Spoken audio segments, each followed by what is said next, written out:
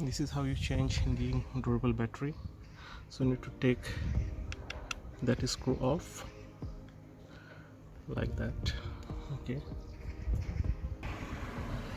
then after taking that screw off, you just pull it, and then you can see the battery down there.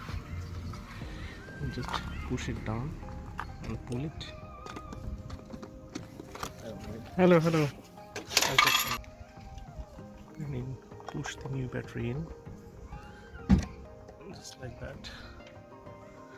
You see the blue lights comes on, and then you put this and you tighten that screw. That's it. As you can see, this ring bell is not secure. So if you want to secure it, you need to get one of these metal things to make 4 holes there, and to drill 4 holes, and then you put it there and secure it with a screw. That's it.